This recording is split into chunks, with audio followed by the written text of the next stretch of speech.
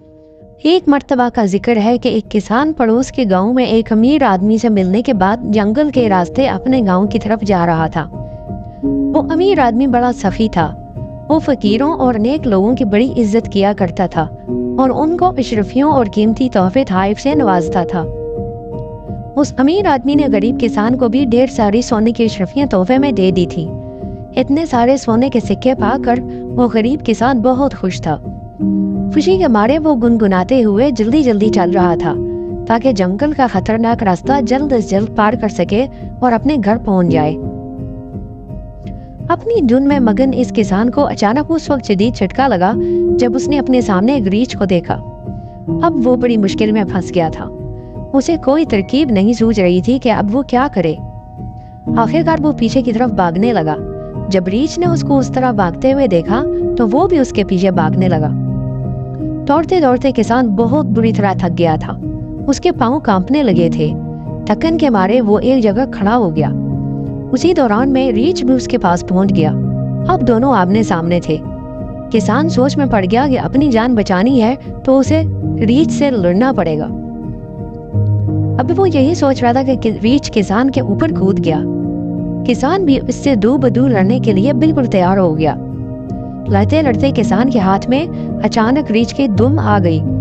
किसान ने अपनी पूरी ताकत से दुम को पकड़कर गोल गोल घुमाना शुरू कर दिया। किसान और रीछ दोनों घूमते रहे। ऐसे में किसान की कमर से बंधी हुई थैली में से सोने की अशरफियां निकल निकल कर चारों तरफ गिरने लगी। किसान को अपनी जान बचाने की फिक्र थी, इसलिए उसको सोने के सिक्कों की तरह इस तरह गिरने का कोई अफसोस नहीं हो रहा था। वो बस यही सोच रहा था कि इस मुसीबत से किसी तरह छुटकारा मिल जाए। वो दिल ही दिल में यही सोच रहा था कि अगर उसने रीछ की धुन छोड़ दी तो वो तो उसको जान से मार डालेगा। किसान इसी सोच में डूबा रहा कि रीछ के दुम को पकड़कर इसी तरह गोल घुमाते रहने से ही उसकी जान बच सकती है। कुछ देर तक वो ऐसा ही करता रहा कि उधर से एक लकड़हारे का गुजर हुआ। चारों तरफ फैले हुए सोने के सिक्कों और गोल घूमते किसान और रीछ को देखकर उसे बहुत हैरत हुई। वो उन दोनों के करीब आया और खड़े होकर उन्हें गौर से देखने लगा।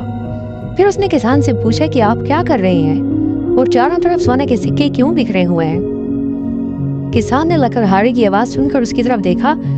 उसके जहन में एक तरकीब आ गई। उसने उसी तरह गोल घूमते हुए कहा, ए लकड़हारे, ये जो हर तरफ तुम सोने के सिक्के बिखरे हुए देख रही हो, ये रीछ के दुम को पकड़ इस तरह गोल गोल घुमाने से निकलते हैं। लकड़हारे के दिल में भी लालच आ गया। उसने कहा, मुझे भी रीछ के दुम पकड़ा दीजिए ताकि मैं भी उसे घुमाकर कुछ सोने के सिक्के हासिल कर सकूं। किसान कुछ देर तो यूं ही दिखावे के लिए टालता रहा। फिर उसने लकड़हारे को रीछ की दुम पकड़ा दी और सोने के सिक्कों को जल्दी जल्दी जमा करके वहां से भाग गया। लालची लकड़हारा सोने के सिक्कों के लिए इसी तरह परेशानी के आलम में रीछ की दुम पकड़कर गोल गोल घूमता रहा।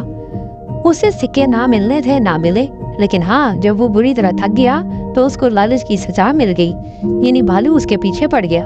अब वो भागता भागता अपनी जान बचाने के लिए जंगल की तरफ दौड़ता रहा।